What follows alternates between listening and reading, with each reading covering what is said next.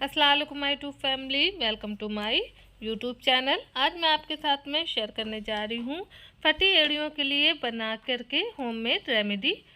क्या होता है कि सर्दियों का मौसम चल रहा है और जो एड़ियाँ हैं ना बहुत ज़्यादा फट जाती हैं कि हम लोग बहुत ज़्यादा उनसे परेशान हो जाते हैं और विंटर के सीज़न में ख़ास तौर से ये परेशानी जो है वो पेश आती है। तो इसीलिए मैंने एक रेमेडी बनाई है जो कि बहुत ज़्यादा पुरानी है, पहले से भी शायद कई घरों में ये रेमेडी बनती होगी।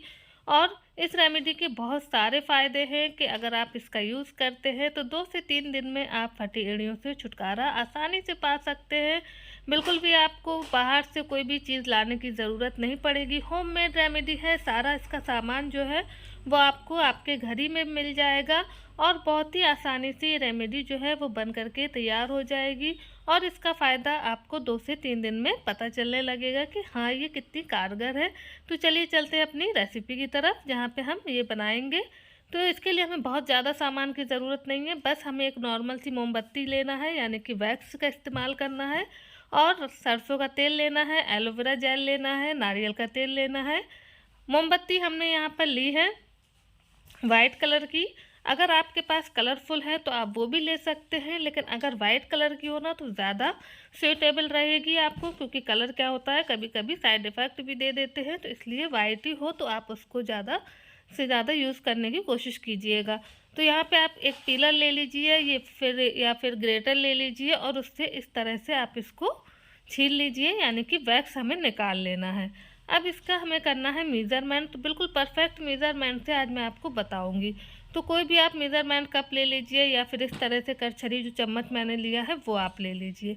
तो आप देख सकते हैं कि 1 चम्मच पूरी भर के ये वैक्स जो है वो हमारे पास में है। तो अब हम इसको इस तड़का पैन में डाल देंगे, या कोई भी आप छोटा बर्तन जो भी हो जिसमें आपको बनाना हो आप वो ले लीजिए।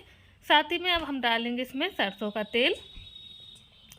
तो यहाँ पे 1 से 1.5 चम्मच हमें सरसों का तेल डालना है।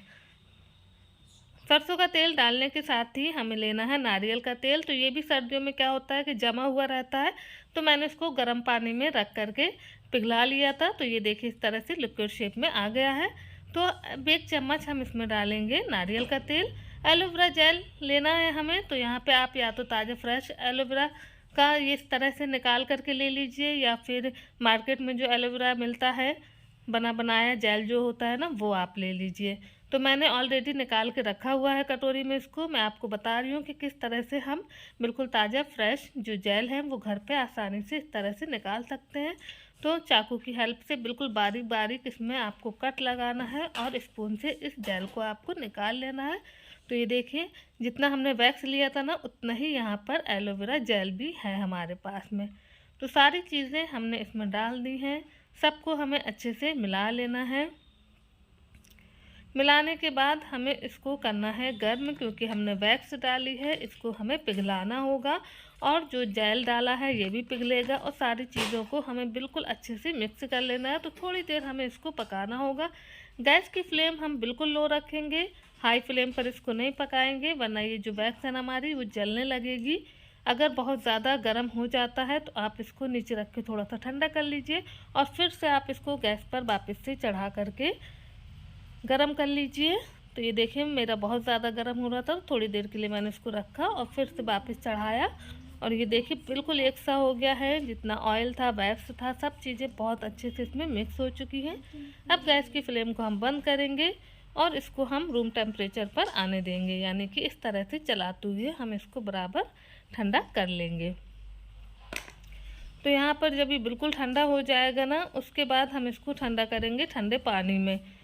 तो क्या होता है कि अक्सर वैक्स जो होता है वो जम जाता है और सरसों का तेल जो होता है ना वो नहीं जमता है। तो इसीलिए हमें क्या करना है कि इसको एक बिल्कुल साफ़ सुथरी हमें डिब्बी ले लेना है, या कुछ जो भी चीज़ हो आपके पास में। वैसलीन के बहुत सारे डिब्बे जो होते हैं ना वो खाली पड़े हुए होते हैं, आप वो ले लीजिए। तो उसमें हमें इसको डालना है और डालने के बाद हम इसको ठंडे पानी में रख करके बिल्कुल ठंडा करेंगे, बिल्कुल यानी कि जब बिल्कुल ये जमने लगेगा इस तरह से हमें इसको ठंडा करना है। अगर क्या होता है कि मतलब कि एक सा बिल्कुल जो हमारा ये रेमेडी है ना वो बन करके रेडी हो क्योंकि कड़वा तेल होता है उसमें जमने की ज़्यादा क्षमता नहीं होती है, जबकि नारियल का तेल तो जम जाता है। इसीलिए हम इसको लगातार चलाते हुए इस तरह से ठंडे पानी में रख करके ठंडा कर लेंगे, क्योंकि ऐसा करने से बिल्कुल एक सा आपका ये जो रेमेडी है वो जमेगा। अगर आप इसको ऐसे ही नॉर्मल छोड़ देते हैं ना तो फिर थोड़ा सा ये अलग अलग सा हो जाएगा। तो इस तरह से जब हम करते हैं ना तो बहुत ही अच्छे से ये रेमेडी जो है वो बन करके रेडी होती है। तो ये देखिए बिल्कुल ये जम चुका है। अब आप इसको फ्रिज में रखिए या फिर मत रखिए, ऐसे ही नॉर्मल रूम टेम्परेचर पर रखा रहने दीजिए और बहुत अच्छे से बिल्कुल लिक्विड शेप में रहेगा, यानी कि लिक्विड की तरह रहेगा ये। और इसको आप जब भी यूज़ करना चाहें तो कर सकते हैं। इसको यूज़ करने का जो तरीका है वो भी मैं आपको बता देती हूँ कि किस तरह से हमें इसको यूज़ करना है। तो जब भी हम लोग शावर लेते हैं ना उसके बाद पैरों को हमें अच्छे से धो लेना है और उसमें थोड़ी सी ऑयलिंग कर लेना है। उसके बाद जो वो स्क्रबर होता है ना, या आप प्लास्टिक का ले लीजिए या फिर रबर का ले लीजिए। तो जितनी भी इसकी जो डेड स्किन होती है ना फटी एड़ियों की, वो हमें निकाल देना है। तो सबसे पहले हमें क्या करना है कि स्क्रबर की हेल्प से हम इसकी डेड स्किन को निकाल देंगे। पैरों को पोंछ लेना है अच्छे से ताकि पैर जो हैं वो गीले ना रहे। बिल्कुल हमें इनको धो करके अच्छे से सुखा लेना है। सुखाने के बाद आप स्क्रबर लीजिए इस तरह से, और इसकी सारी की सारी जो डेड स्किन है ये हमेशा निकलती है, इसको आपको निकाल देना है।